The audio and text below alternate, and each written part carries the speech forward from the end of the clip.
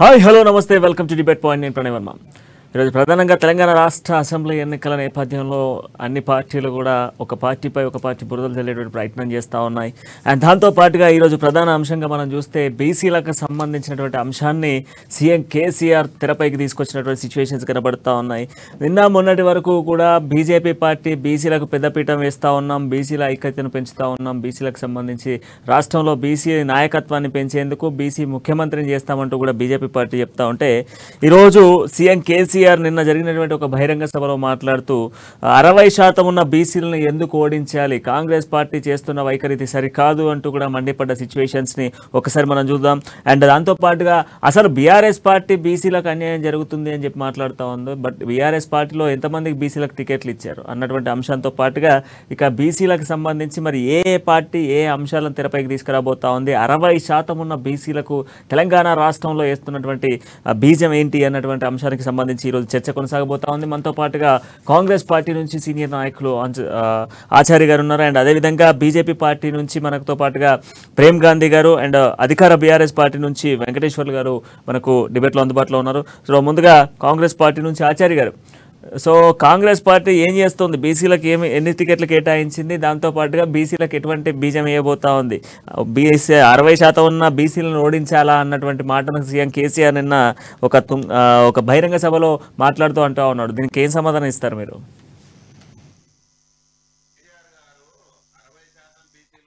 రాష్ట్రాన్ని ఓడించాలన్నప్పుడు 10 సంవత్సరాలు ఎక్కడ పోయిండ్రు బీసీలు గుర్తుకు రాలేదా?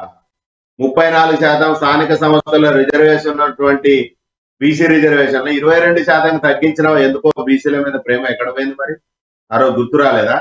34% ఉన్న రిజర్వేషన్ 22% తగ్గించి బీసీల పట్ల చిత్తంతో నువ్వు బీసీల గురించి మాట్లాడతావా? 10 ఏళ్ళు ఏమైంది? బీసీలకు ఏం చేసినావు నువ్వు? బీసీలకి బీసీ బంధు పేరుతో ఎంతమందిని దగా చేసినావు తెలియదా? బీసీ బంధు ఎంతమందికి ఇచ్చినావు? ఒక గ్రామంలో 400-500 కుటుంబాలు ఉంటే 4గురికి ఇచ్చి అది నీ జెండాను మోస్తానుకో, నీ చెంచాగిరి చేస్తానుకో, నీ పార్టీలో పనిచేస్తానుకో, నువ్వు బీసీ బంధు ఇచ్చిన సన్నాసి నువ్వు ఇలా బీసీల గురించి మాట్లాడుతావు. 10 ఏళ్ళు ఎక్కడ పోయినావు మరి? ఇదా నువ్వు బీసీల మీద ఉన్నటువంటి ప్రేమ? నువ్వు ఇవాళ మాట్లాడుతావు బీసీల 60% ఉన్న బీసీలను ఓడగొడుతుంది. ఎవరు ఓడగొడుతుండో 60% ఉన్న బీసీలను? నువ్వు కాదా నెగ్లెక్ట్ చేసింది? 60% ఉన్న బీసీల విద్యార్థులు ఉద్యోగాలు రాక రోడ్ల మీద పడిచేస్తుంటే వాళ్ళ మీద ఎటువంటి చిత్తశుద్ధి లేదు, వాళ్ళ ప్రాణాలంటే లెక్క లేదు, విద్యార్థులు అంటే లెక్క లేదు, వాళ్ళ చదువులు అంటే లెక్క లేదు, వాళ్ళంటే లెక్క లేదు. నువ్వు ఇవాళ బీసీల గురించి పిన్నతల్లి ప్రేమ చూపిస్తే ప్రజలు నమ్మే పరిస్థితి ఉంది. నీకు బీసీల మీద నీకు చిత్తశుద్ధి ఉంది? 34% రిజర్వేషన్ ఎందుకు? కాంగ్రెస్ పార్టీ అధికారంలో ఉన్నప్పుడు స్థానిక సంస్థల సర్పంచ్లు, ఎంపీటీసీలు, జెడ్పీటీసీలు, కౌన్సిలర్లు, చైర్మన్లు, జెడ్పీ చైర్మన్లు అందరూ 34% రిజర్వేషన్లా ఎందుకు 22% తగ్గించినావు? నీ మాట్లాడనికే చేతగానే అసమర్థతో మళ్ళీ ఇలా ప్రేమ గల 10 ఏళ్ళలో బీజేపీకి ఒత్తాసు. ఇదే రిజర్వేషన్ల పేరుతో 60% 70% ఉన్న జనాభాకు ఎందుకో మరి నరేంద్ర మోడీ ప్రభుత్వం నువ్వు కలిసే ఉన్నావు కదా, ఎందుకో మరి రిజర్వేషన్ కల్పించలేకపోయినావు, ఎందుకో కేంద్ర ప్రభుత్వాన్ని నువ్వు ప్రశ్నించలేకపోయినావు? ఇవాళ బీసీల గురించి మాట్లాడతారా? ఇది సరైన విధానం కాదు. కేవలం ఓట్లు దండుకోవాలి, మళ్ళీ అధికారంలోకి రావాలి, 60% చూపించాలి, బీసీ వేయాలి, మళ్ళీ వేయాలి, ఓట్లు దండుకోవాలి, అధికారంలోకి రావాలి, లక్షల కోట్ల రూపాయలు దాచుకోవాలి, దోచుకోవాలి, మళ్ళీ ప్రజల్ని మబ్బ పెట్టాలి. ఇది తప్ప నీకు ఎక్కడ చిత్తశుద్ధి ఉంది బీసీల మీద? ఎంతమంది మంత్రులు బీసీ మంత్రుల్ని నీ పార్టీలా? నువ్వు ఎంతమందికి టికెట్లు ఇచ్చినావు బీసీలకి? 2 సార్లు నువ్వే అధికారంలో ఉన్నావు కదా. పోయినసారి మేము 25 నుంచి 27 మందికి ఇచ్చినాం, ఇవాళ 20 మందికి ఇచ్చినాం. నువ్వు ఎంతమందికి ఇచ్చినావు బీసీలలో? నువ్వు ఇవాళ పెద్ద ఏదో బీసీలకు ఉద్ధరించిన, వాళ్ళ జీవితాలు బాగు చేసిన అన్నట్టుగా మాట్లాడే విధానం అయితే సరైన విధానం కాదు. కేవలం ప్రజల్ని మోసం చేస్తూ దగా చేస్తూ 10 సంవత్సరాలు అధికారాన్ని అడ్డం పెట్టుకొని లక్షల కోట్ల రూపాయలు దండుకొని ఇవాళ బీసీల గురించి మళ్ళా మొసలి కన్నీళ్లు గార్చే కేసీఆర్ ని ఈ తెలంగాణ 4 కోట్ల ప్రజలు నమ్మే ప్రసక్తి లేదు. ఈ అధికారంలోకి ఎవరు వస్తారన్నది ఆల్రెడీ డిసైడ్ అయిపోయింది. ఎందుకంటే 2018లో 12 సర్వే సంస్థలు బీఆర్ఎస్ పార్టీ అధికారంలోకి వస్తాయన్న సమస్యలు ఇవాళ కాంగ్రెస్ పార్టీ అధికారంలోకి వస్తాయని తెలిసి ఇవాళ మొసలి కన్నీళ్లు కారుస్తున్నావు. నువ్వు అధికారం ఉన్నప్పుడు నీకు బీసీలు కనపడలే, మంత్రులు కనపడలే, ఎమ్మెల్యేలు కనపడలే, సర్పంచులు కనపడలే, జెడ్పీటీసీలు కనపడలే. అరే ఇదే 60% జనాభా ఉన్నటువంటి సర్పంచులు ఎక్కడైతే ఏకగ్రీవంగా ఎన్నుకుంటామో అక్కడ 10 లక్షలు 20 లక్షలు గ్రాంట్ ఇస్తున్నావు కదా. 10 ఏళ్లలో ఎందుకో బీసీ సర్పంచులు ఉన్న చోట నువ్వు గ్రాంట్ ఇవ్వలేకపోయినావు? ఇదే అని బీసీల మీద ఉన్నటువంటి చిత్తశుద్ధి. ఎందుకు ఒక అనవసరమైనటువంటి బీసీలని ప్రతిసారి ఎలక్షన్లకి ఓట్ బ్యాంకింగ్ రాజకీయం కోసం తప్ప ఎక్కడ బీసీలని ఏదో ఉద్ధరించాలా, వాళ్ళ బతుకులు బాగుపరచాలి, వాళ్ళకి సామాజికంగా ఆర్థికంగా విద్యాపరంగా ఆదుకోవాలనే చిత్తశుద్ధి ఉంటే ఎందుకో బీసీ కార్పొరేషన్ కి లక్షల కోట్ల రూపాయలు ఇస్తాను. ఎక్కడ పోయినా బీసీ కార్పొరేషన్ 14 కార్పొరేషన్లకి అసలు జీరో బ్యాలెన్స్. నీకు 14 కార్పొరేషన్లకు ₹1 బ్యాలెన్స్ వేయలేని సన్నాసి ఇవాళ కమ్యూనిటీ మీద మీరు మాట్లాడుతుంటే నిజంగా ప్రజలు ఉమ్మిస్తారు, రోడ్ల మీద పోతే ఎడమకాలు చెప్తూ కొడతారు. టీఆర్ఎస్ పార్టీ నాయకులు ఎమ్మెల్యేలు ఇవాళ ఓట్లాడడానికి పోతే ఎడమకాలు చెప్పు తీసుకొని కొడతారు. బీసీల గురించి మాట్లాడే సన్నాసివి 10 ఏళ్ళు గాడులు కాస్తున్నట్ట. కాబట్టి కేవలం ప్రజల్ని ఓట్ బ్యాంకింగ్ రాజకీయంతో కోసం తప్ప బీసీలను ఎక్కడ కూడా వాళ్ళ బతుకులు బాగుపరచాలనే సోయి 10 ఏళ్ళలో ఎక్కడ సూచించలేదు. ఇవాళ ఒక ముసలి కన్నీరు గారిస్తే ప్రజలు ఓట్లేసే పిచ్చోలు కాదు. ఇవాళ నువ్వు ఏదైతే ముసలి కన్నీరు గారుస్తున్నావో వాళ్ళు కుక్క కాడుకు చెప్పు దగ్గర నీకు గుణపాఠం చెప్పే రోజులు దగ్గరలో ఉన్నాయి, కాసుకో అని చెప్పేసి ప్రజలు ఎదురు చూస్తున్నారు. ఎస్ ప్రేమ్ గాంధీ గారు చెప్పండి. ఇంతకుముందు మీరు ఒక క్వశ్చన్ రేజ్ చేస్తా ఉన్నారు అండ్ దాంతోపాటుగా ఇప్పుడు బీజేపీ పార్టీ బీసీలకు పెద్దపీట వేస్తా, బీసీ ముఖ్యమంత్రిని చేస్తా అని అంటుంది. మరి బీసీలో ఉన్నటువంటి బీసీ నేతను తొలగించి మరి రెడ్డి సామాజిక వర్గంలో ఉన్న నేతకు అధ్యక్ష పదవి ఇచ్చిర్రు. మరి బీసీలకు ఎక్కడ పెద్ద మీద వేస్తుంది బీజేపీ పార్టీ? ఇచ్చిన 55 సీట్లలో 20 మందికి బీసీలకే ఇచ్చినాం. దాంతో పాటు 12 మంది మహిళలకు ఇచ్చినాం. ప్రజాస్వామ్యబద్ధంగా పూర్తిగా నిర్వహిస్తున్నదంటే ఇలా భారతీయ జనతా పార్టీ. నిజంగా కూడా మిత్రుడు చెప్తున్నట్టు ఆర్థికంగా, విద్యాపరంగా, రాజకీయ అంశాల మీద భారతీయ జనతా పార్టీ తీసుకుంటున్నటువంటి స్టాండ్ ఇంకెవరు కూడా లేదు. ప్రజల పక్షాన్ని నిలబడ్డటువంటి స్టాండ్ తప్ప ఉచిత పథకాలు లేదా సంబంధం లేనటువంటి అంశాల మీద యాక్టివిటీస్ చేసినటువంటి దాఖలాలు చాలా తక్కువ ఉన్నాయి. ప్రజాస్వామ్యబద్ధంగా చేస్తున్నటువంటి విధానమే తప్ప ఎక్కడ కూడా సొంత లాభం కోసము లేదా పార్టీకి లాభం కోసం లేదా ఇంకోటి అంశాల మీద చేసినటువంటి దాఖలాలు చాలా తక్కువ. ఈరోజు మీరే గమనించవచ్చు, 55 సీట్లలో 20 మందికి బీసీలకే ఇచ్చినాం. ఇంకా ఇచ్చేటువంటి దాంట్లో సుమారు 10 నుంచి 15 మంది వాళ్ళు ఉన్నారు. అంటే 35 నుంచి 40 సీట్లు, 100లో 30 నుంచి 40 సీట్లు అంటే సింహభాగం బీసీలకే ఇస్తాం. దాంతో పాటు బీసీ ముఖ్యమంత్రి కూడా అంటాం. తెలంగాణ రాష్ట్రంలో బీసీలకు ఉన్నటువంటి ప్రాధాన్యత మనందరికీ కూడా తెలుసు. 50% ఉందని చెప్పుకుంటున్నటువంటి మన బీసీలంతా కూడా ఒకటై వాళ్ళ ప్రజాస్వామ్యంలో వాళ్ళకి కావాల్సినటువంటి హక్కులు ఏదైతే రాజ్యాంగబద్ధంగా జరగాల్సినటువంటి హక్కు కోసం వారు ప్రయత్నం చేయడంలో భారతీయ జనతా పార్టీ పూర్తిగా ముందున్నది. దాంట్లో భాగంగానే ఇంతమందికి ఇవ్వడం. ఇక ముఖ్యమంత్రి విషయమా ఆయన మాట్లాడుతుంటే ఎట్లా అనేది మనకు కూడా తెలుసు. గతంలో ఆయన దళిత ముఖ్యమంత్రి అన్నాడు, దాని తర్వాత ఇంకోటి అంటాడు. ఆయన వ్యవహార శైలి ఎట్లుంటుందో మనందరికి కూడా తెలుసు. ఏది కూడా అన్నది చేయడు, చేసింది చెప్పడు. ఆయన కోణం మొత్తం కూడా ఎన్ని వేల కోట్లు తినుకోవాలి, ఎన్ని వేల కోట్లు జమ చేయాలి, కొడుకుని ఎట్లా సీఎం చేయాలనే తప్ప క్రమబద్ధంగా ఒక ఎలక్షన్ సిస్టమ్ తీసుకుపోదాము, ప్రజలకు ఏదో మంచి చేద్దాం అనేటువంటి భావన లేదు. ఇక బీసీల పక్షాన వచ్చే వరకు ఆయన చేసినటువంటి అన్యాయం మన అందరికి కూడా తెలుసు. కుల వృత్తులని అభివృద్ధి అనేటువంటి భావంతో చదువుకున్న పిల్లలకు కూడా ఉద్యోగాలు లేక బర్రెలు కాసుకో, గొర్రెలు కాసుకో లేదా ఇంకోటి అని అంటే ఎట్లా పరిస్థితులు? ఇలా కుటుంబాలు ప్రతి ఒక్కరు వాళ్ళ పిల్లల్ని చదివించుకొని అభివృద్ధిని చూడాలనుకుంటారు, పిల్లల్ని వాళ్ళని ఒక మంచి స్థానంలో తీసుకురావాలనుకుంటున్నారు. అలాంటిది పోయి ఇలా గొర్రెలు బర్రెలు కాసుకునేటువంటి పరిస్థితులు ఉన్నాయా? మన ప్రభుత్వం ఏం చేస్తా ఉంది, దాన్ని పెద్దగా చేసి చూపిస్తా ఉంది. ఇది ఎంతవరకు సమంజసం? నిజంగా కూడా ఒకవేళ ప్రజలకు మంచి చేయాలనుకుంటున్నాము, బీసీలకు ఏదైనా న్యాయం చేయాలనుకున్నటువంటి ప్రభుత్వం ఉంటే మొన్నటికి మొన్న ఆయన లాస్ట్ టైం ఇచ్చినట్టు కాకుండా ఈసారి బీసీలకు ప్రాధాన్యత ఇచ్చేది ఉండే. కానీ భయం, ఎక్కడ ఓడిపోతానో, డబ్బులు లేని నాయకులు మళ్ళీ ఎక్కడ వస్తారో, ఆల్రెడీ సిట్టింగ్ ఉన్నాడు, వేల కోట్ల రూపాయలు తిన్నాడు, వానికే మళ్ళీ సీట్ ఇస్తే వాడు ఎట్లన్నా డబ్బు ఖర్చు పెట్టి గెలుస్తాడనే భయంతోనే సిట్టింగ్ లకు టికెట్ ఇచ్చింది తప్ప, లేకపోతే ఒకవేళ ఇయ్యాలి అనుకుంటే అందరికి సిట్టింగ్ లకు కాకుండా బీసీలకు ఇచ్చేది ఉండే ఆ ప్రాధాన్యత. అది ఇచ్చినట్టు దాఖలా లేవు. ఇప్పుడు చెప్పుకోవడానికి అందరి ముందర మాట్లాడుతున్నాడు. ప్రజలని మభ్యపెట్టి, ప్రజల్ని మోసం చేసి, ప్రజల్ని తప్పుదారి పట్టడంలో కేసీఆర్ దిట్ట. ఇక మాటల మాంత్రికుడు, ఏమైనా చేస్తాడు, ఏమన్నా మాట్లాడతాడు. కర్మేందంటే మన వాళ్ళు ఓ 4 మాటలకు, 4 ముచ్చట్లకు, 4 విషయాలకి ఉప్పొంగిపోయి ఆయనకు ఓట్లు వేస్తా ఉన్నారు, అట్లా గెలిపిస్తా ఉన్నారు. కానీ ఈ సందర్భం అట్లా రాదు. ఈసారి ఎలక్షన్ అంతా కూడా చాలా భయంకరమైనటువంటి పోటీ ఉంది. ప్రజల్లో చైతన్యం ఉంది, యువతలో చైతన్యం ఉంది.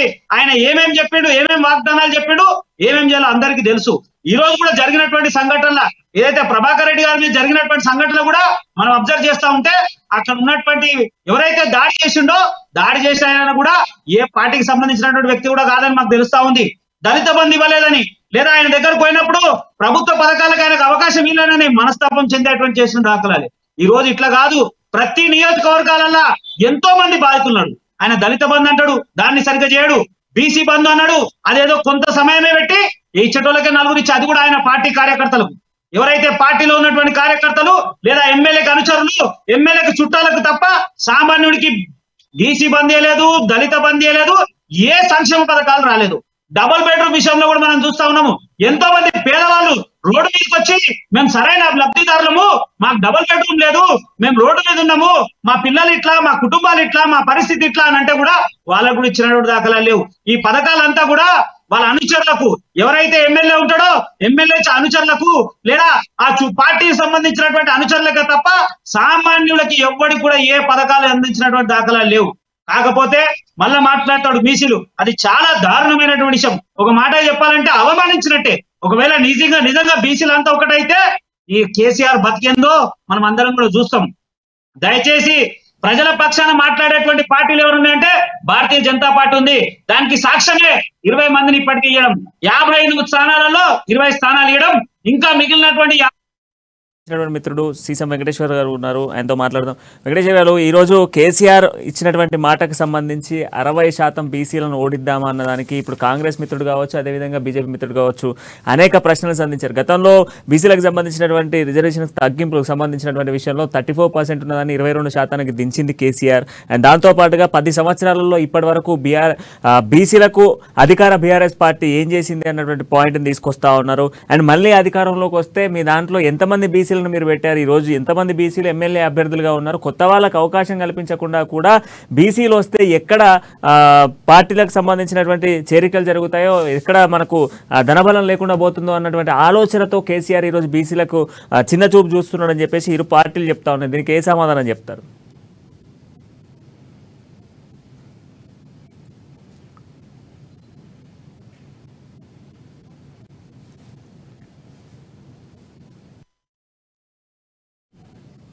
ఎస్, ఒకసారి మీ ఆడియో చిన్నగా వస్తుంది, ఒక్క నిమిషం అండి. ఆరోపు ఒకసారి ఆచార్య గారు. సో ఇక్కడ నిన్న కేసీఆర్ ఇంకొక మాట కూడా అన్నాడు ఆచార్య గారు. ఇక్కడ ప్రధానంగా చూస్తే ఈసారి ఇక్కడ నియోజకవర్గాలలో బీసీ అభ్యర్థులను గెలిపిస్తే నియోజకవర్గానికి సంబంధించినటువంటి బీసీ భవన్ నిర్మాణానికి సంబంధించి 10 కోట్ల రూపాయలను ఇస్తా అంటూ కోదాడకు ఒక హామీ ఇవ్వడం జరిగింది. కరెక్టే. మరి ఇదే బీసీలో సర్పంచ్ 20 లక్షల రూపాయలు గ్రాంట్ ఇస్తాను, గదేమైంది 10 ఏళ్లలో? అప్పుడు ఏం లేదు. అప్పుడు అంటే నువ్వు చెప్పిన మాటనే కదా, చెప్పలేదు కదా, దానికి మాత్రం దిక్కు లేదు. కానీ ఇవాళ నువ్వు మళ్ళా బీసీలకు ఉద్ధరిస్తా, లక్షల కోట్ల రూపాయలు గ్రాంట్ ఇస్తా అని, మా రిజర్వేషన్ 34% ఉన్న రిజర్వేషన్ మా హక్కు నువ్వు ఎట్లా తీస్తావు, నువ్వు ఎట్లా తొలగిస్తావు అంటే బీసీలు అంటే నీకు లెక్కలేదా? 2014లో వచ్చిన తెలంగాణలో బీసీ జనగణన చేసినాం. ఏమైంది? బీసీ లెక్కలు ఎందుకో చెప్పలేకపోతున్నావు. బీసీల మీద నీకు అంత చిన్న చూపా అంటే నీకు ఈ 10 ఏళ్లలో నీకు అధికారాలు ఉండవు కాబట్టి నీ కళ్ళు నెత్తిరెక్కి రేపు 3వ టర్మ్ రావడానికి బీసీలను ఓట్ బ్యాంకింగ్ రాజకీయం కోసం నీ కాళ్ళ కింద చెప్పులాగా పనిచేయాలి. నువ్వు లక్షల కోట్ల రూపాయలు ఏరేస్తే మేము బానిసలే, నీకు ఓట్లు వేయాలి. బీసీ బంద్ ఏమైంది? ఎంతమందికి ఇచ్చినావు బీసీ బంద్?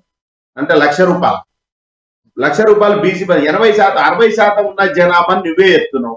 60% ఉన్న జనాభాకి ₹1,00,000 భిక్ష వేయడానికి నువ్వు ఎవడు ఇంతకి ఈ దేశాన్ని ఈ రాష్ట్రాన్ని పాలించడానికి వచ్చిన ఒక పాలకునివి.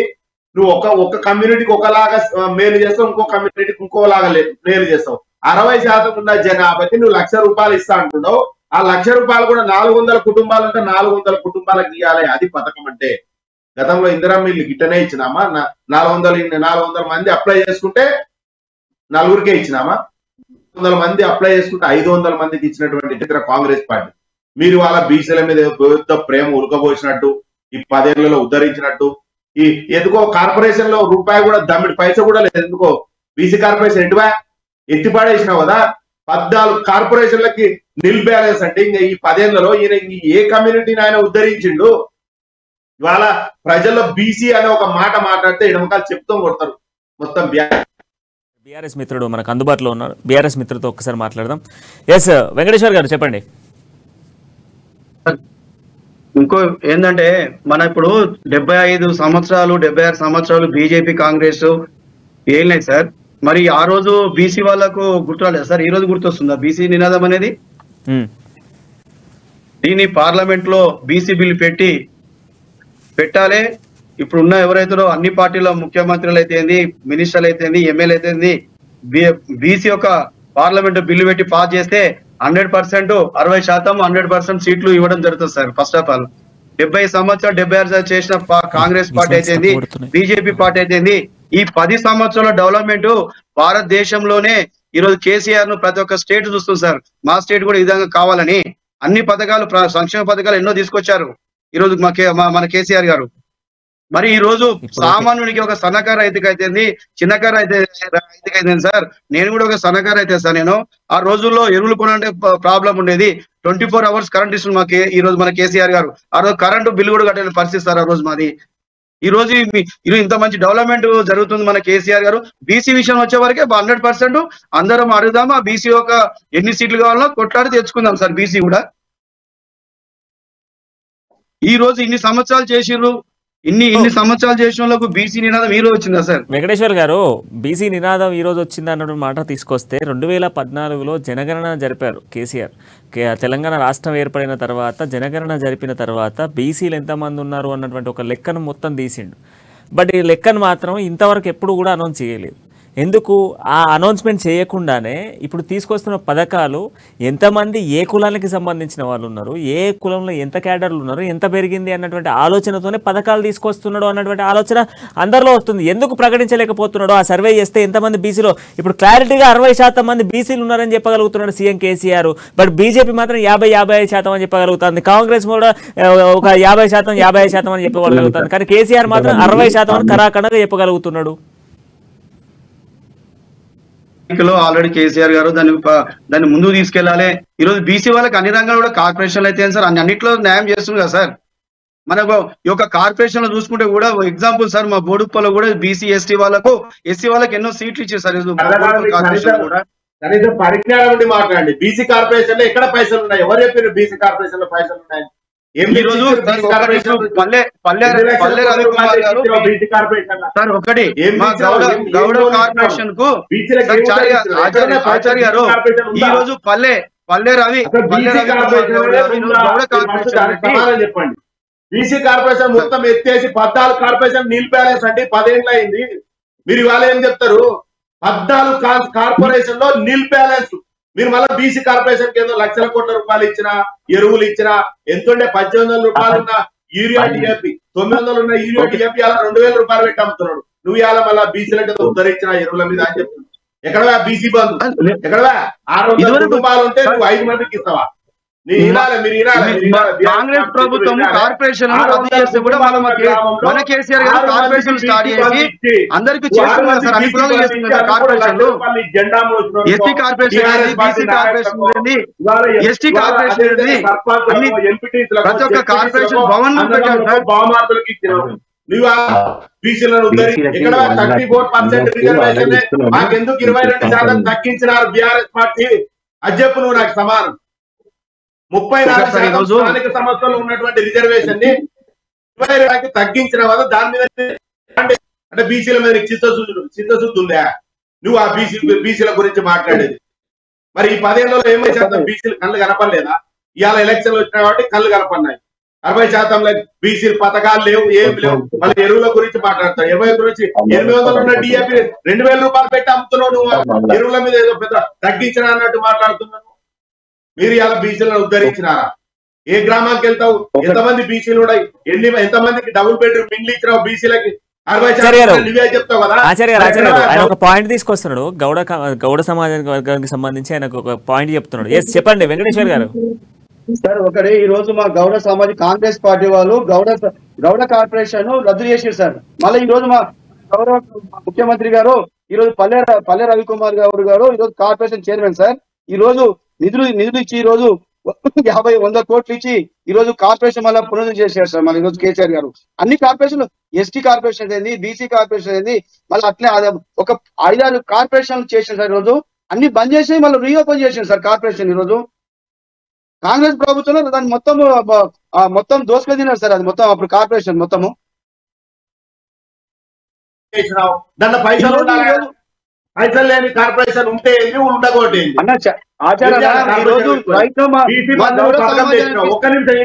ఒక్కటే నిమిషం నేను చెప్తా. బీసీ బంధు ఎలక్షన్ల ముందర నోటిఫికేషన్ లేసి 4 రోజులు పెడతాడా? 4 రోజులు పెడతాడు అప్లికేషన్. 4 రోజులు టైం ఇచ్చారు. ఇన్కమ్ గ్యాస్ కి నీ ఆఫీస్ లో చుట్టూ 4 రోజులు అప్లికేషన్ టైం పెడతా. నువ్వు గాంధీ జరిగిపోతుంది బీసీల మీద ఎంత ప్రేమ ఉందని 4 రోజులు పెడతా బీసీ బంధు కోసం అప్లికేషన్. ఏ గొర్రెలు అనుకున్నారా బర్రెలు అనుకున్నారా? 4 రోజులు అప్లికేషన్ పెట్టుకుంటే ఎంతమందికి వస్తే అంతమందికి ₹1,00,000 ఇచ్చినావా? ఎవరికి ఇచ్చినావు? ఏ జిల్లాలో ఇచ్చినావు? ఎన్ని లక్షలు ఇచ్చినావు? నీ పార్టీ జెండా మోసుకోనికి, నీ కండవలు కప్పుకున్నోనికి, నీ చెంచాగిరి చేసుకోనిక బీసీ బంధు పెట్టింది. ఏం మాట్లాడతారన్నా మీరు? మీరు ఇవాళ బీసీ బంధు గురించి బల మాట్లాడతారు. బీసీలు ఇవాళ గుర్తుకొచ్చారు 10 ఏళ్ళు అయింది. ప్రేమ్ గాంధీ గారు, ఆచార్య గారు ఒక సెకండ్. ప్రేమ్ గాంధీ గారు ఒక ప్రశ్న. ప్రేమ్ గాంధీ గారు చెప్పండి. ఆ కార్పొరేషన్ల విషయం చెప్పగానే ఒక చిన్న విషయం చెప్తాను. స్వయాన ముఖ్యమంత్రి గారే రెండోసారి ప్రెస్ మీట్ పెట్టి కార్పొరేషన్ ఇస్తాను, వైశ్య కార్పొరేషన్ ఇస్తాను మాట ఇచ్చి 4 ఏళ్ళు అయిపోయా. దాని మీద తిరుగుబాటు చేసి, ధర్నాలు చేసి, పాదయాత్రలు చేసి రోడ్ల మీదకి వస్తేనే గట్లేదు. ఇక ఉన్న కార్పొరేషన్ పైసలు లేవు, కొత్త కార్పొరేషన్ దిక్కెక్కడి. అసలు కార్పొరేషన్ ముచ్చటనే దండగా. ఇక మళ్ళా బీసీలకు ఏదో మేలు చేయాలనే ఆలోచనతో ఆయన పెట్టిన స్కీమ్ ఏంది? ₹1,00,000. సరే దళితులకి భద్రతలు ఇస్తున్నావు, బీసీలకు 1,00,000 ఇస్తాను. ఆ 1,00,000 కూడా సమయం 4 రోజులు పెట్టి 5 రోజులు పెట్టి ఆయన అనుచరులు తప్ప బయట తీసుకున్నాడు దాఖలాలేదు. బీసీల మీద ఏదో చూడనికే ఓట్లు దున్నుకోవడానికి మీ సీఎం గారు ఆడుతున్న ఆట అది 4 రోజులే. ఖచ్చితంగా ప్రజలు బుద్ధి చెప్తారు. ఇక కార్పొరేషన్లలో చేసినటువంటి మోసం ఇంకేం లేదు. ఈ కార్పొరేషన్ చూపించి నువ్వు కేంద్రం దగ్గర వేల కోట్ల అప్పు చేస్తావు, కానీ ప్రజలకు ఏం చేస్తావు? అది మొత్తం తీసుకుపోయి ఒకటే దానికి తీసుకుపోయి కాళేశ్వరం ప్రాజెక్టు లేదా ఇంకో ప్రాజెక్ట్ పెడతావు. ఆ ప్రాజెక్టుల మీద వేల కోట్ల రూపాయలు దున్నుకోవాలనే ప్రయత్నమే తప్ప ప్రజలకు ఏమైనా చేయాలనేటువంటి అంశం ఉందా? మొన్న చూస్తా ఉన్నాం అదే ప్రాజెక్ట్ లో, మేడిగడ్డ ప్రాజెక్ట్ లో జరిగినటువంటి అవినీతి అంటున్నాము, ఆ జరిగిన నిర్మాణము ఉన్నటువంటి పరిస్థితి. మీ పార్టీ వాడు ఒక మాట మాట్లాడతాడు, ఇంజనీర్ ఒక మాట మాట్లాడతాడు, ఒక్కొక్కడు ఒక తీరున్నాడు. అరే ఎవరైనా నిర్మాణం జరిగితే మనం ఇల్లు కట్టుకుంటేనే 5 ఏళ్ళలో 10 ఏళ్ళ క్రాక్స్ వస్తాయి. మీరు 4 నెలల అరే ఎక్కడ పోతా ఉంది? మరి ఏం చేస్తా ఉన్నారు? ఇన్ని వేల కోట్ల రూపాయలు అవినీతి చేసి ఎవరికి పెడదాం అనుకుంటున్నారు? మన దానికి తోడు పెద్దగా అసలు ప్రపంచంలో ఎవడు లేడు, ఏ దేశం అభివృద్ధి చెందలేదు. ఇయ్యాలనే కొత్తగా దేశం మొత్తం పుట్టింది. మనల్ని చూసి దేశం మొత్తం తీసుకుంటది. ఇంకేమన్నా అంటే ప్రపంచం మొత్తం కూడా ఆదర్శంగా తెలంగాణనే తీసుకుంటారనేటువంటి అంశం మాట్లాడుతుంటారు. ఇక ఇద్దరికిద్దరు మేధావులే. చోటా చోర్ బడా చోర్, చోటా చోర్ చోటా మాట మాట్లాడుతుంటే బడా చోర్ బడా మాట.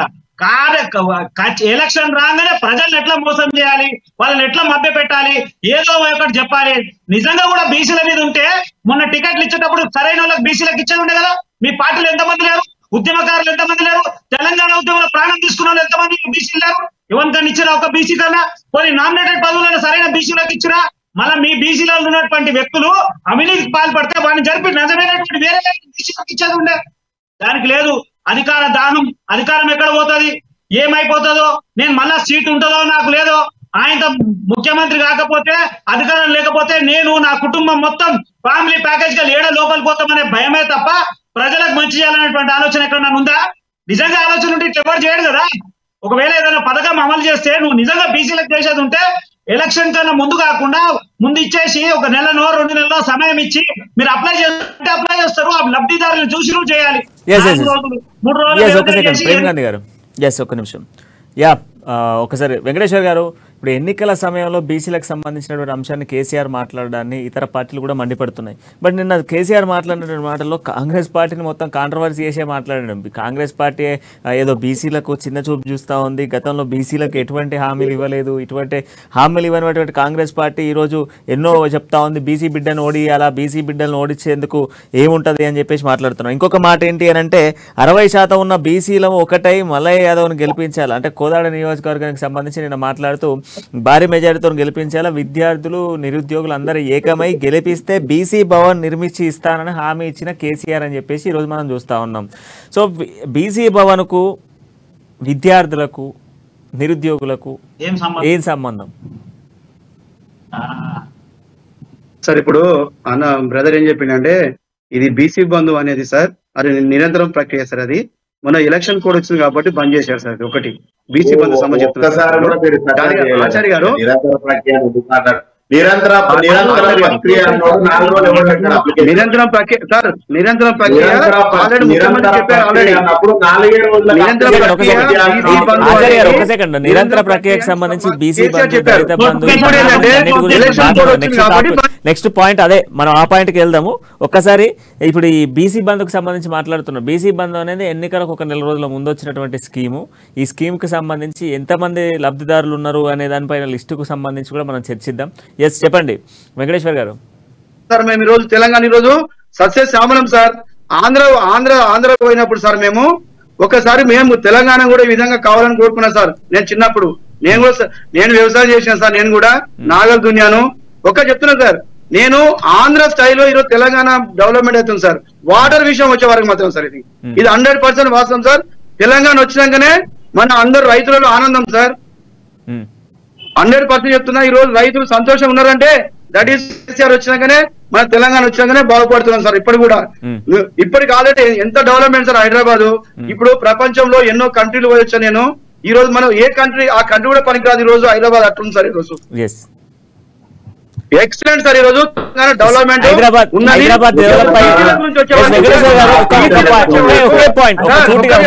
ఆచార్య గారు ఒకటి సార్.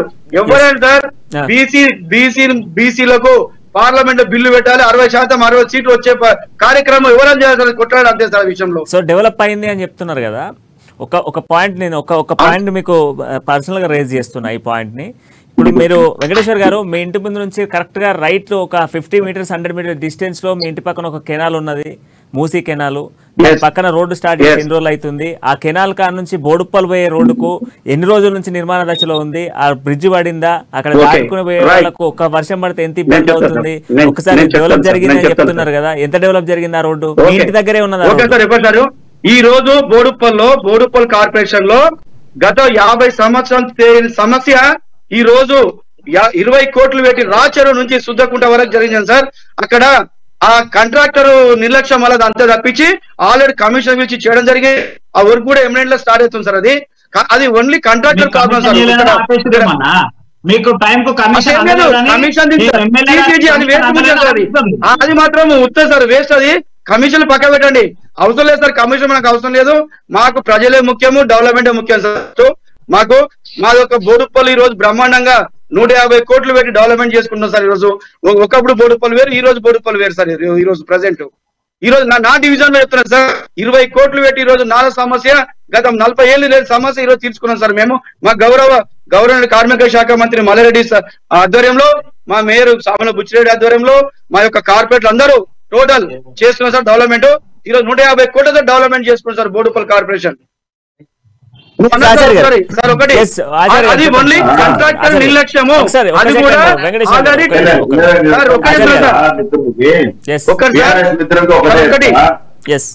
బోధన లేని ఒక విషయం వినాలి.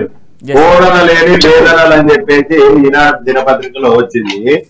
2825 పోస్టులు ఉస్మానియాలో దాదాపు 891 పోస్టులు ఖాళీ ఉన్నాయి. కాకతీయలో 323, అదేవిధంగా జేఎన్టీయూలో 214, అంబేద్కర్ 52 పోస్టులు. అంటే ఇట్లా టోటల్ 13 యూనివర్సిటీలో దాదాపు 2825 పోస్టులు బీసీ బిడ్డలు కదా, 60% జరిగేది.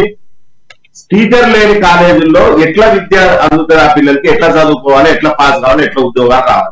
మీరు విద్యను పూర్తిగా నిర్వీర్యం చేస్తుంది. ఇంకొకటి 2014 నుండి ఇవాళ 2023 వరకు 2024 వరకు మీకు లిక్కర్ నుంచి వచ్చిన ఆదాయం 2 లక్షల కోట్లు, అక్షరాల 2 లక్షల కోట్లు. సర్వే రిపోర్ట్ ఇది. మీరు ఇవాళ తెలంగాణ బీసీల మీద చిత్తశుద్ధి పెట్టుకొని కేసీఆర్ తాగుబోతు అయిన తర్వాత 80% జనాభా కూడా తాగుబోతులా చేయాలి. 2 లక్షల కోట్లు ఒక రాష్ట్ర బడ్జెట్ ని మీరు వాళ్ళ ఒక సంవత్సరం బడ్జెట్ ని తాగుడు మీద వాళ్ళని బానిసం చేసి వాళ్ళ రక్తాన్ని పీల్చి పిప్పి చేసిన మీరు వాళ్ళ బీసీల మీద చిత్తశుద్ధి ఉంది, బీసీల మీద ప్రేమ ఉంది, తెలంగాణ విద్యార్థుల మీద అంతకన్నా ఎక్కువ ప్రేమ ఉంది. ఏ తండ్రి అయినా కోరుకునేది ఏంటి? నా పిల్లగాడు బాగా చదవాలి, కాలేజీలో మంచి మార్కులు తీసుకురావాలి, ఉద్యోగం చేయాలి, వాడు పెళ్లి చేసుకోవాలి, వాడి కుటుంబం బాగా చూసుకోవాలని ఆలోచన చేస్తారు. ఏ యూనివర్సిటీ చూసినా 100ల మీద వేకెన్సీస్ ఉంటే ప్రొఫెసర్లు, టీచర్స్, ఆ విద్యా బోధన ఎట్లా జరుగుతుందో, వాడు ఎట్లా చదువుకుంటాడు, ఎట్లా పాస్ అవుతాడు, ఎట్లా ఉద్యోగాలు పెరిగారు? 10 ఇచ్చింది ఏం లేదు. మొత్తం లొట్ట ఫీజు దాదాపు 360 మందిని ఆత్మహత్యలు చేసుకున్నారు విద్యార్థులు. నిరుద్యోగులు. అని ఉద్యమం కోసం 1200 మంది చచ్చిపోతే తెలంగాణ వచ్చిన తెలంగాణలో 360 మంది చచ్చిపోతారు. ఇంకా ఏం చెప్పి ఎక్కడ ప్రజాస్వామ్యాన్ని మీరు బతికించేది 10 ఏళ్లలో? ఈ కేవలం ప్రజల్ని మభ్య పెట్టాలి. ఇవాళ ఎలక్షన్లు వస్తున్నాయి కాబట్టి బీసీ కాదు, మేము బీసీలంతా గొర్రెలు బర్రెలు ఇవ్వాలి, మేము బర్రెలు కాసుకోవాలి, గొర్రెలు కాసుకోవాలి, చదువులు అవసరం లేదు, మాకు టీచర్లు అవసరం లేదు, స్కూల్ బిల్డింగ్లు అవసరం లేదు. ఏ స్కూల్ క్లాస్ రూమ్ పోయినా 200 మంది విద్యార్థులు ఉంటారు, 2 టీచర్లు ఉంటారు. వాళ్ళు ఇద్దరిని కూర్చోబెట్టి ఒకే క్లాస్ 4 క్లాస్ లో కూర్చొని ఒక రూమ్ లో కూర్చోబెట్టి ఆడ పాఠాలు చెప్పేది ఏంటి, మా పిల్లలకు అర్థమయ్యేది ఏంటి, వాళ్ళు విద్య ఎప్పుడు నేర్చుకోవాలి, వాళ్ళు ఎప్పుడు కాలేజ్ పోవాలి, ఆడ టీచర్లు ఉన్నారు, ఆడ చదువు లేదు. మొత్తం చదువురాని సన్నాసనం చేసి ఇవాళ తెలంగాణ నేలాలే, ప్రశ్నించేటోడు ఉండొద్దు, తాగుబోతులను చేయాలి. 2 లక్షల కోట్లు ఇప్పటిదాకా దోసుకున్నాం, తాగుబోతులను తయారు చేసి ఈ రాష్ట్రానికి దోసుకున్నాం.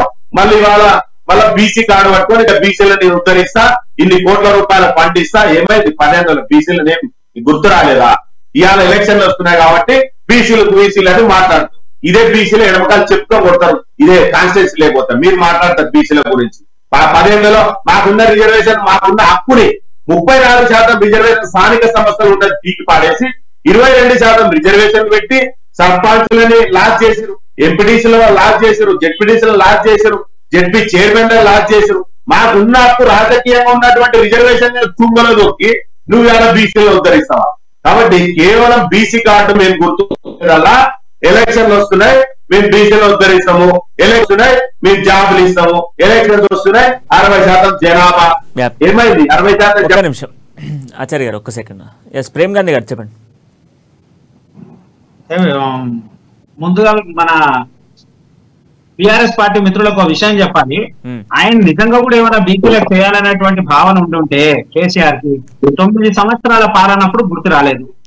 కరెక్ట్ ఎలక్షన్ టైంకి రాగానే ₹1,00,000 అనేటువంటి స్కీమ్ ని తీసుకొని వచ్చి పెట్టిండు. మళ్ళా స్కీమ్ మళ్ళా ఇంకో కొత్త విషయం ఏంది అనంటే, అసలు ఎవరిని ఊహించినటువంటి ఒక పరిణామం ఏం తీసుకొని వస్తాడు అని అంటే, ఆయన ప్రతిసారి ఎలక్షన్ లో ఏదో ఒక స్ట్రాటజీ ప్లే చేయాలి. ఇక్కడ అందరూ అన్ని రాజకీయ పార్టీలు బీసీ వైపు మాట్లాడుతున్నారు, బీసీల వైపు ఉంటున్నారు. కాబట్టి ఇప్పుడు ఆయన మళ్ళీ బీసీ కార్డు తీసుకొని బీసీ కార్డు కోసము ఉపయోగం. అది మళ్ళా బొల్లమల్లయ్య గారు యాదవ్ ఏదైతే కోదాడ నియోజకవర్గంలో అక్కడ బీసీల శాతం ఎక్కువ ఉంది, ఆయన బీసీ అభ్యర్థి కాబట్టి ఆయన బీసీ గురించి మాట్లాడండి. అదే వేరే కాన్ఫరెన్స్ లో మాట్లాడితే చెప్పుతాను కొడతారు. అసలు తెలివి ఉండాలి పార్టీ కిందనన్నా. బీసీలకు అన్యాయం చేసిన ఎన్నోసార్లు వాళ్ళే తిరుగుబాటు చేశారు పార్టీల మీద. సరే ఎవరు ఎట్టున్నారు అనేది సంగతి కాదు. భారతీయ జనతా పార్టీ ఎంత నిబద్ధతతో పనిచేస్తుంది మీరు అన్ని కూడా చూడాలి. ఇక ఆయన మాట్లాడుతున్నాం అన్న 150 కోట్లు చేస్తున్నాం అంటే, మీ 150 కోట్లలా ప్రతి దగ్గర ఎందుకు పని ఆగిపోతుంది తెలుసా? మీ దగ్గరనే కాదు, చాలా చోట్ల నిర్మాణాలు ఆగిపోతున్నాయి. ఆగిపోతున్న కారణం ఏంటంటే కాంట్రాక్టర్లకు సరైనగా మీ వాళ్ళు కమిషన్ సరిగ్గా అందకపోతే పనులాపిన దాఖలాలు ఎన్నో ఉన్నాయి. మళ్ళీ దాంట్లో అభివృద్ధి ఎక్కడ అవకాశం ఉంది? డబ్బులు ఇవ్వకపోతే సంతకం పెట్టకుండా కాంట్రాక్టర్ని నరకం చూపిస్తే కాంట్రాక్టర్ని ఆత్మహత్య చేసుకునేటువంటి ప్రయత్నాలు చేస్తే కూడా ప్రభుత్వాలు బిల్లులు శాంక్షన్ చేయనటువంటి దాఖలాలు. మళ్ళీ మీరేదో కొత్తగా మాట్లాడి మేమేదో అసలు ఎవరు చేయనటువంటి అభివృద్ధి మేమే చేసినాము, ఈ రాష్ట్రానికి మేము లేకపోతే అసలు దిక్కే లేకుండే. ఇంకోటి అన్న మాట్లాడతాడు, ఆంధ్రని పోలించి మాట్లాడుతాడు. ఆంధ్రప్రదేశ్ రాష్ట్రం ఉన్నటువంటి స్థితి మనకు తెలుసు, అక్కడ ఉన్నటువంటి బీసీలకు ఇచ్చినటువంటి ప్రాధాన్యత తెలుసు, అక్కడ ఉన్నటువంటి అభివృద్ధి ఏందో మనం చూస్తా ఉన్నాము. మళ్ళా మనం మాట్లాడేది పక్క రాష్ట్రాన్ని తప్పుదో పట్టించి వాళ్ళని ఇంకేదో చేసి ఇచ్చేసేటువంటి ప్రయత్నం ఎందుకు? మీ కేటీఆర్ గారే మాట్లాడారు, హవాయిగానే చేస్తూ పక్క రాష్ట్రాన్ని మాట్లాడిను, మళ్ళీ అప్పుడు గుర్తు రాలేదా? మీరు ఇంకా మాట్లాడుతున్నారు ఆయన చూసి మేము నేర్చుకున్నాము అని. మీకు మనోడు ఏం మాట్లాడతారు, పక్కను చూసి ఏదైనా చేసి మాట్లాడేటువంటి తత్వం మనది, మీ నాయకుడిది. మళ్ళీ మనం ఇంకోరి గురించి మాట్లాడే ఆలోచన మనకెక్కడిది? ముందుగా మీరు బీసీలకు ఏమైనా చేయాలనుకుంటే వెంటనే, ఒకవేళ నిజంగా గతంలో ఒకసారి మాట ఇచ్చి తప్పిండు మీ ముఖ్యమంత్రి, ఏమని దళిత ముఖ్యమంత్రి చేస్తున్నారు. ఇప్పుడు ధైర్యం ఉంటే, నిజంగా కూడా ధైర్యం ఉంటే బీసీలకు ఏమైనా చేయాలనుకుంటే బీసీ ముఖ్యమంత్రిని చేస్తాను ప్రకటించు, చూద్దాం. అప్పుడు దీనికి సమాధానం చెప్పమను. మీ కేటీఆర్ చెప్తాడా, మీ హరీష్ రావు చెప్తాడా, లేదా కేసీఆర్ చెప్తాడా, మంత్రులు చెప్తారా? నిజంగా కూడా బీసీలకు మంచి చేయాలనుకుంటే బీసీ ముఖ్యమంత్రిని ప్రకటించమను. ఎస్ ప్రేమ్ గాంధీ గారు, మీరు అడిగినటువంటి ప్రశ్న బాగానే ఉంది, కానీ ఉద్యమ సమయంలో దళిత ముఖ్యమంత్రి రాలేదు. ఉద్యమాలు అయిపోయినాక మీరు బీసీ ముఖ్యమంత్రి అంటే అది కొంచెం కష్టతరమైన విషయాన్ని మీరు బీఆర్ఎస్ పార్టీని అడగొద్దు, కొంచెం దూరంగా పెట్టాలి అది. ఎస్ ఒక్క నిమిషం, మనం ఒక్కసారి వెంకటేశ్వర గారితో ఒక చిన్న మాట మాట్లాడదాం.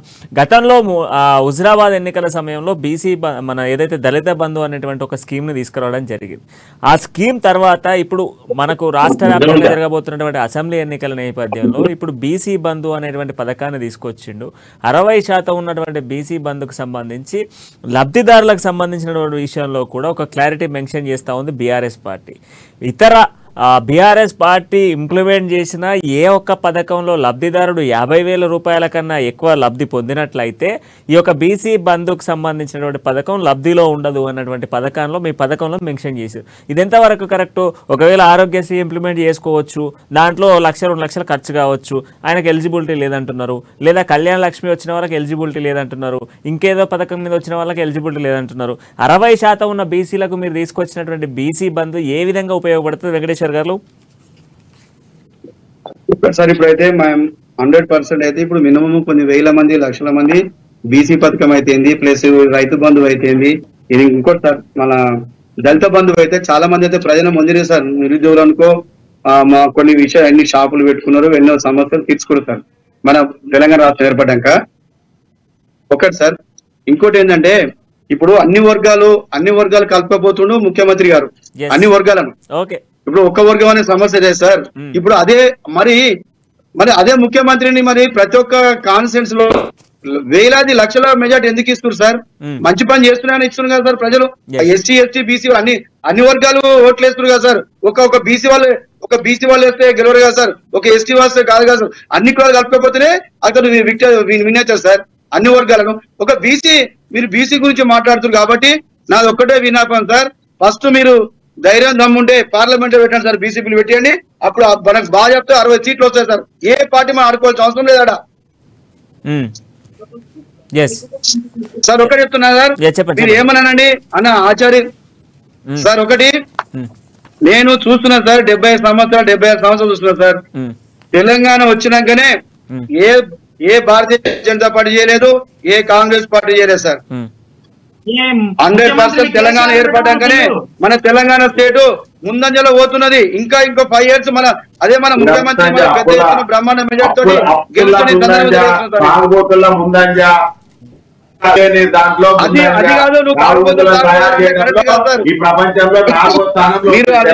బాగుండదు సార్. అది ఒకటే మీరు పదే తాగబోతున్న మాత్రం అంటే బాగుండదు సార్. అది కరెక్ట్ కాదు. అది మీరు ప్రజలతో దోచుకున్నప్పుడు తాగుబోతులు ఏమనాలి? 2 లక్షల కోట్ల ఆదాయం కేవలం లిక్కర్ నుంచి సంపాదించినావంటే ఇంకొక 5 సంవత్సరాల్లో నువ్వు మండలానికి ఒక డయాలసిస్ సెంటర్ పెట్టాలి కదా నీకు ప్రభుత్వం ఎన్నుకోవడం అంటే. 10 ఏళ్ల వయసు నుంచి 20 ఏళ్ల వయసుని తాగుబోతుని చేసి ఇలా రోడ్ల మీద వాడేసి 2 లక్షల కోట్ల రూపాయలు ప్రజాధనాన్ని దుర్వినియోగం చేసి వాళ్ళ రక్తాన్ని పిప్పి చేసి, ఒక రైతు కష్టార్జితం అండి, వాళ్ళ పైసల్ని రక్తం పిప్పి చేసి నువ్వు 2 లక్షల కోట్ల రూపాయలు దోచుకునేది లిక్కర్ ద్వారా కాకుండా దేని ద్వారా ఇంకొక చూసుకుంటా ఉండు. ఇదే ప్రభుత్వంగా కొనసాగితే మళ్ళొక 5 ఏళ్లలో ప్రతి మండలానికి ఒక డయాలసిస్ సెంటర్ పెట్టి ఏర్పాటు చేయాలి. వాడు సంపాదించిందల్లా దాని డయాలసిస్ సెంటర్ పెట్టి వాళ్ళ ఆరోగ్యం కాపాడుకోవడానికి మన సాలకొచ్చే విధంగా తాగుబోతులను తయారు చేసి ఇవ్వాలి. దాంట్లో నమ్ముదాంట్లో ఉంటుంది. దేంట్లో తాగుబోతులను తయారు చేయడం వల్ల నిరుద్యోగులని రోడ్ల మీద పడేసి ఆత్మహత్యలు చేసి సావడం వల్ల ముందంజలు ఉండేది. ఉద్యోగాలు ఇయనిక చేత కాదు, నోటిఫికేషన్లు ఇయనిక చేత కాదు, లీకేజీలు చేస్తూ ఆత్మహత్యలు చేసుకోవడంలో తెలంగాణ రాష్ట్రం ముందంజలో ఉంది. 8,000 మంది ఆత్మహత్యలు చేసుకోవడంలో తెలంగాణ రాష్ట్రం ముందంజలో ఉంది. ఇవాళ ముందంజలో ఉందని చెప్పేసి పెద్ద మాట మాట్లాడుతుంది. ఏ స్కూల్లో పోయినా టీచర్లు ఉండవు, డోర్లు ఉండవు, బాత్రూమ్లు ఉండవు, తాగడానికి నీళ్లు ఉండవు, క్లార్క్ ఉండడు, పుస్తకాలు ఉండవు. అరే ఏం చేస్తున్నారు తెలంగాణలో? మీరు వాళ్ళ ఏదో ఉద్ధరించినా అని చెప్తావు. ఏ ఊరికి వెళ్తావు? ఏ ప్రాథమిక స్కూల్కి పోతావు, హై స్కూల్కి పోతావు? పరా అక్కడ టీచర్లు ఉన్నారా? ఏం మాట్లాడతారండి మీరు? గ్రామస్థాయిలో మీరు తిరిగినరా? మీరు ఏ గ్రామానికి వెళ్తావు? పరా టీచర్ లేక 400 మంది విద్యార్థులకు 2 టీచర్లు ఉంటే పాఠాలు బోధిస్తే మా పిల్లలు చదువుకుంటారా? వాళ్ళ భవిష్యత్తు బాగుంటుంది. ఆచార్య గారు ఒక్క సెకండ్. ఎస్ వెంకటేశ్వర్ గారు, ఇంకొక ప్రశ్న. ఈరోజు కుల వృత్తులు అని చెప్పేసి మీ పార్టీ చెప్తా ఉంది. కుల వృత్తులకు సంబంధించి మనం మాట్లాడుకుంటే నిరుద్యోగ విద్యార్థులకు సంబంధించినటువంటి ఉద్యోగ కల్పనలో మీ పార్టీ విఫలమైతే, కుల వృత్తులకు సంబంధించి ముదిరాజులకు చేపల పంపిణీ అంటూ, గీత కార్మికులకు తాడిచెట్లు అంటూ, ఇట్లా ఒక్కొక్క కులానికి ఒక్కొక్క ఇంప్లిమెంటేషన్ తీసుకొస్తా ఉన్నారు. బట్ ఈరోజు ఏదైతే గొల్ల కుర్మలకు మేకలు గొర్రెలు అని చెప్పేసి ఇట్లా తీసుకొస్తా ఉన్నారు. అదేదో వాళ్ళకు ఉద్యోగాలు లేకపోతే ఐటీ కంపెనీలు పెడుతున్నాం, పెద్ద ఎత్తున హైదరాబాద్లో ఐటీ హబ్బులు పెడుతున్నాం అని చెప్తా ఉన్నారు కదా. ఉద్యోగ కల్పనలో ఎందుకు విఫలమవుతా ఉన్నారు? ఈరోజు బీసీలకు సంబంధించి టార్గెట్ ఓరియంటెడ్గా ఇప్పుడు దళిత బంధు అనేది దళితులకు ఇచ్చేసారు. ఓకే, ఒక్కొక్క కులానికి ఒక్కొక్క ఇంప్లిమెంట్ తీసుకొస్తూ ఒక్కొక్క పథకాన్ని తీసుకొస్తూ వాళ్ళ వృత్తులను సంబంధించి ఏమంటారు చేతి వృత్తులను పెంచుతున్నాము, కుల వృత్తులను పెంచుతున్నాము అని చెప్తా ఉన్నారు. బట్ అదే కులాలలో అనేక మంది విద్యార్థులు దాదాపుగా కూడా 60% 70% విద్యార్థులు చదువుకొని ఉద్యోగాలు లేక ఊర్లలో బర్రెలు కాస్తున్నారు, గొర్రెలు కాస్తున్నారు, వ్యవసాయాలు చేసుకుంటా ఉన్నారు. వాళ్ళకి ఎందుకు ఉద్యోగం కల్పించలేకపోతా ఉంది? ఈ 10 సంవత్సరాలలో ఇటు బీజేపీ పార్టీ కానివ్వండి లేదా బీఆర్ఎస్ పార్టీ కానీ 2 కోట్ల ఉద్యోగాలు ఇస్తున్న బీజేపీ పార్టీ ఫెయిల్ అయిపోయింది. అదే విధంగా ఇప్పుడు అన్నటువంటి బీఆర్ఎస్ పార్టీ ఫెయిల్ అయిపోయింది. ఎక్కడ పోయినాయి ఉద్యోగాలు? రైల్వే ఉద్యోగాలకు సంబంధించి దాదాపుగా కూడా 18 లక్షల ఉద్యోగాలు రైల్వే ఉద్యోగాలలో ఖాళీ ఉన్నాయి. సెంట్రల్ గవర్నమెంట్ ఇవ్వట్లేదు. ఇక్కడ తెలంగాణ రాష్ట్రానికి సంబంధించి గ్రూప్ 1 కావచ్చు, గ్రూప్ 2 కావచ్చు, డిఎస్సి కావచ్చు, టీఎస్పీఎస్సీలో ఎన్నో ఉద్యోగాలు ఉన్నాయి. అవన్నీ ఖాళీ భర్తీ చేయలేకపోతున్నారు. వీళ్ళందరూ గొర్రెలను బర్రెలను కాసుకోవడానికి చెప్తున్నారా మీరు? ఒకటి సార్, ఒకటి ఈ రోజు అందరూ బీటెక్లు పీజీలు చేసి ఉన్నారు సార్. ఈ రోజు కొన్ని విలేజ్లలో ఇప్పుడు మా గౌడ సోదరులు సార్ తార్చెట్లు ఎక్కుతాం సార్. తార్చెట్లు ఎక్కుతాం కాబట్టి వాళ్ళు చదువుకోలేదు కాబట్టి వాళ్ళ వృత్తి చిన్నప్పటి నుంచి అదే వృత్తి కాబట్టి ఆ వృత్తికి మాకు మంత్రి గారు వాళ్ళకి సాయం చేస్తున్నాడు. ఇంకోటి సోదరులు మా గంగాపుత్ర సోదరులు సోదరులకు ఒకసారి ఎడ్యుకేషన్ అందరు చేయలేదు కదా సార్. ఎడ్యుకేషన్ అనేది అందరికి ఉంది కదా సార్. ఇప్పుడు యాదవులకు బర్లు సార్, అంటే వాళ్ళందరూ ఇప్పుడు ఇప్పుడు సార్ ఇప్పటికి ఈ 9 years లో ఈరోజు హైదరాబాద్ ఐటీ రంగం ఎన్ని లక్షల ఉద్యోగాలు ఇచ్చారు సార్ తెలియదా సార్ మీకు? స్థానికులకు ఇచ్చిన ఉద్యోగాలు, ఐటీ ఉద్యోగాలలో స్థానికులకు ఇచ్చిన ఉద్యోగాలు. ఇప్పుడు మీరు అన్నటువంటి గౌడ సంఘానికి సంబంధించి నేను మాట్లాడతా. గౌడ సంఘానికి సంబంధించి 1955 తర్వాత చదువుకోని వ్యక్తి లేరు. సరే 1980 నుంచి వేసుకోండి. 1980 నుంచి చదువుకున్నటువంటి విద్యార్థులు ఎవరు? 1980 నుంచి మొదలు పెడితే 2024 వరకు ఇప్పటి వరకు చదువుకున్నటువంటి విద్యార్థులు ఎంతో మంది ఉన్నారు. 1980 నుంచి 2000 వరకు అంటే 20 సంవత్సరాలలో ఎడ్యుకేషన్ కంప్లీట్ అయిపోయి 2025 వరకు ఇప్పటి వరకు ఉద్యోగాలు అన్నటువంటి గౌడ సంఘంలో ఎంతో మంది విద్యార్థులు ఉన్నారు. ఈ రోజు మా గంగపుత్ర సోదరులకు చేపలు అంటున్నారు, మీరు మా గొల్ల కుర్మలకు బర్రెలు అంటున్నారు. అదే విధంగా మా గౌడ సోదరులకు ఆయన ఏం చేయాలనో ఏం కావాలనో మా మన రాష్ట్ర మంత్రి ఎక్సైజ్ శాఖ మంత్రి గారు మా శ్రీనివాస్ గౌడ్ గారు కూడా మా గౌడ మిత్రులకు ఎంతో సాయం చేస్తున్నాడు. చెట్టు మీద పడ్డలకు అన్ని లేవు సార్. ఇప్పుడు ఈ 9 years నుంచి అన్ని పథకాలు ఇస్తున్నాడు. ప్రతి ఒక్క ఎమిడెంట్ గా సార్ చెట్టు మీద పడిపోతే ఎమిడెంట్ లో వెళ్ళి ఇంటికి వెళ్ళి వాళ్ళకు సహాయ సహకారాలు చేస్తున్నారు సార్. ఇంతమందికి ఎవరు చేశారు సార్ ఇంతవరకు చెప్పండి? ఈ రోజు ఈ రోజు మీరు అంటున్నారు సార్, ఈ రోజు ఎంత డెవలప్మెంట్ సార్ హైదరాబాద్ ఎడ్యుకేషన్ చదువుకున్న పిల్లలకు.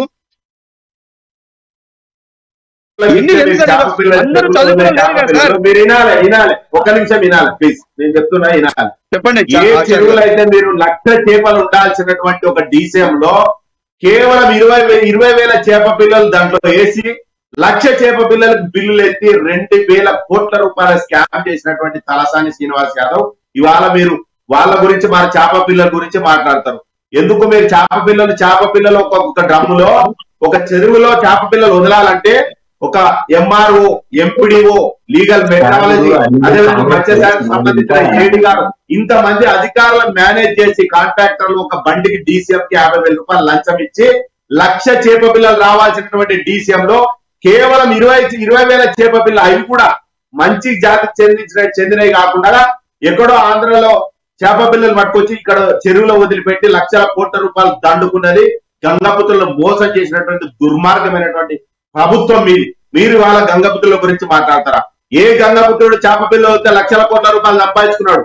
మీ దుర్మార్గమైనటువంటి చర్య వల్ల 1,00,000 పిల్లలు రావాల్సినటువంటి ఒక DCM లో 20,000 చేప పిల్లలు వేసి, అది కూడా సైజు 8 నుంచి 2 నుంచి 3 ఇంచులు ఉండాలి. కేవలం 1/2 ఇంచు చేప పిల్లలు తెచ్చి లక్షల కోట్ల రూపాయలు దోచుకునే తలసాని శ్రీనివాస్ గౌడ్. మీరు ఇవాళ మీ ప్రభుత్వం మీద మీ మంత్రుల మీద ఎంత చరిత్ర ఉందో అధికారంలోకి వచ్చినప్పుడు మీ భావోతం అంత బండారం బయటపడుతుంది. జైల్లో పట్టించే సంపూర్ణమైనటువంటి చర్యలు కాంగ్రెస్ పార్టీ తీసుకుంటుంది, మీరు రాసి పెట్టుకోండి. ఒకసారి ప్రేమ్ గాంధీ గారు వెంకటేశ్వర మాట్లాడుకుంటే ఆస్వాదిస్తారు, దీవిస్తారు సార్ ప్రజలు. ప్రజలకు అన్ని వసతులు కల్పించినప్పుడే ఏ నాయకుడైనా కానీ ఏ ముఖ్యమంత్రి అయినా కానీ ప్రజలు వాళ్లకు మంచి చేసినప్పుడే ఓట్లు వేస్తారు సార్ ప్రజలు. ప్రేమ్ గాంధీ గారు ఇది మాత్రం 100% చెప్పండి సార్. రేపు కాంగ్రెస్ ముఖ్యమంత్రి మంచిదైతే ఆయనకే ఓట్లేస్తారు. ఈ రోజు మా కేసీఆర్ మంచిది కాబట్టి ఈ బ్రహ్మాండ మెజార్టీతో ప్రతిసారి గెలుస్తుంది కదా సార్. అన్ని వర్గాలు కలుపుకొని పోతున్నాడు, అన్ని వర్గాలు కలుపుకొని పోతున్నాడు. ఆచార్య గారు ఒక్క నిమిషం, ప్రేమ్ గాంధీ గారు చెప్పండి. నిజంగా బ్రహ్మాండమైనటువంటి మెజార్టీ వస్తుంది కాబట్టి భయపడి 2 చోట్ల నిలబడ్డాడు. అది పూర్తి భయం అనేది నరాన కూర్చొని ఉంది. దానికి అన్ని మనం ఇక బీసీల విషయానికి మీ నాయకుడు ఈటెల రాజేందర్ 2 సార్లు ఉన్నారు సార్, ఆయన కూడా 2 చోట్ల వేసింది సార్. ఇప్పుడు రేవంత్ రెడ్డి గారు 2 సార్లు ఎందుకు వేసి సార్ మన రేవంత్ రెడ్డి గారు కూడా? అరే మీ పార్టీని ఓడగొట్టాలనే టార్గెట్ వేరే ఏమీ లేదు. ఒకటి అన్న ముఖ్యమంత్రి ఒక్కసారి అన్న ఈ రోజు మత్స్యశాఖ ఈ రోజు ఎక్స్పోర్ట్ చేస్తుంది. ఈ రోజు మత్స్యశాఖ తెలంగాణ భారతదేశంలోనే నెంబర్ 1 మత్స్యశాఖ. ఒకటి సార్ గుర్తుంచుకోండి. ఇంకోటి అగ్రికల్చర్ వచ్చే వారికే వ్యవసాయదారులు ఈ రోజు మనము ఎంతో మందికి అన్నం పెడుతున్నాము. కోట్ల టన్నుల వరి ధాన్యం ఈ రోజు మనం ఎక్స్పోర్ట్ చేస్తున్నాం. ఇంకోటి ఏంటంటే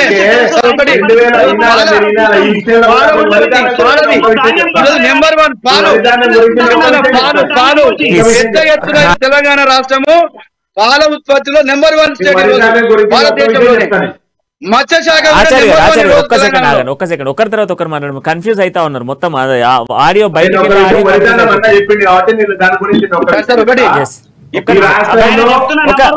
ఆచార్య గారు ప్రేమ్ గారు ఒక్క సెకండ్ ఆగండి. ఆయన ఫైనల్ గా వెంకటేశ్వర గారు చెప్పండి. నేను ఒకటే సార్, ఈ రోజు మత్స్యశాఖ ఈ రోజు మన భారతదేశంలోనే నెంబర్ 1 ఎక్స్పోర్ట్ చేస్తుంది తెలంగాణ స్టేట్ మత్స్యశాఖ వచ్చే వారికి. ఇప్పుడు ఇంకోటి సార్, పాల ఉత్పత్తిలో ఈ రోజు నెంబర్ 1 తెలంగాణ భారతదేశంలోనే.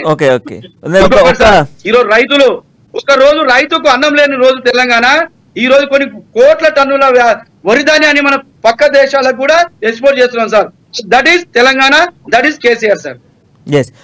ఒక ఫైనల్ పాయింట్ వెంకటేశ్వర్ గారు, ఇప్పుడు ఫైనల్ గా ఇప్పుడు బీఆర్ఎస్ పార్టీలో ఎంతమంది బీసీ అభ్యర్థులు ఉన్నారు? 22 మంది సార్. 22 మంది. ఒక్క నిమిషం, 22 మంది. ఇదే పాయింట్ మీద ఉండండి.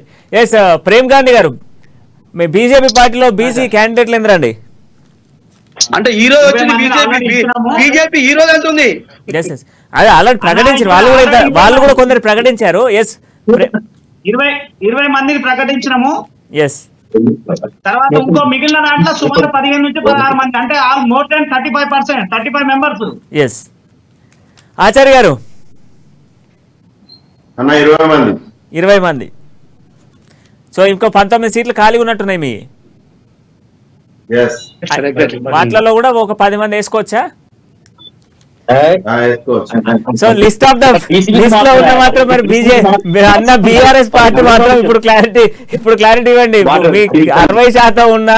60% ఉన్న బీసీలకు కేసీఆర్ గారు నిన్న చెప్పినటువంటి మాటకు ఒక క్లారిటీ వచ్చింది. సో బీసీలకు 35%, దాదాపు 35% బీజేపీ పార్టీ ఇస్తుంది, మరో 30% కాంగ్రెస్ పార్టీ ఇస్తుంది. మరి 60% ఉన్న బీసీలకు కేవలం కేసీఆర్ గారు 22% అంటే వెంకటేశ్వర్ గారు మీరు చెప్పండి. ఇప్పుడు కేసీఆర్ గారు మాట్లాడిన బీసీల క్యాలిక్యులేషన్ ఇక్కడే వచ్చిందా?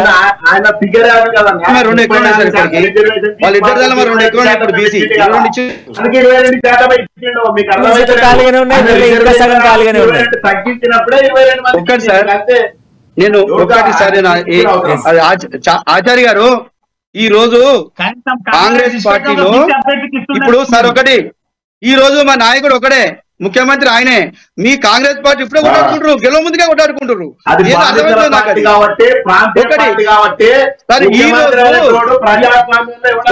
లేదు సార్, పని కావాలంటే ఢిల్లీ, ఇక్కడ ఢిల్లీ అవుతలేదు. తెలంగాణ ఇక్కడనే తెలంగాణ ఈ రోజు ముఖ్యమంత్రి హైకమాండ్ ముఖ్యమంత్రి మీరు ఫస్ట్ మీ నాయకుడు ముఖ్యమంత్రి డిక్లేర్ చేశారు. ఫస్ట్ మీరు నేను అడుగుతున్నా, ముఖ్యమంత్రి మీరు ముఖ్యమంత్రికి ఇప్పుడు మా నాయకుడు కేసీఆర్ చెప్తున్నాను సార్, మీరు చెప్పండి. రైట్ అన్న ఖచ్చితంగా next declaration next Congress party CM ఎవరు, వాటికి సంబంధించిన మేనిఫెస్టోలు ఏందని చర్చిద్దాం. మొత్తానికి కేసీఆర్ 60% ఉన్న బీసీలను ఓడిద్దామా గెలిపిద్దామా అన్నటువంటి వాదనపై కొంత చర్చ అయితే కొనసాగుతుంది. కానీ కాకపోతే కేసీఆర్ చెప్పిన దాంట్లో మాత్రం 60% ఉన్నటువంటి బీసీలకు కేసీఆర్ ఇచ్చింది మాత్రం 22 సీట్లే. మిగతా పార్టీలకు కొంత హైయెస్ట్ గా ఇచ్చినటువంటి సిచ్యువేషన్స్ అయితే కనబడతా ఉన్నాయి. అండ్ థ్యాంక్ యూ ఆచార్య గారు, and thank you Venkateshwar garu, and thank you Prem Gandhi garu. మొత్తానికి ఇది ఈ రోజు డిబేట్ పాయింట్. మరో డిబేట్ పాయింట్ మళ్ళీ కలుద్దాం. అంటే చూస్తున్నాము న్యూస్ జనం కోసం నిజం కోసం.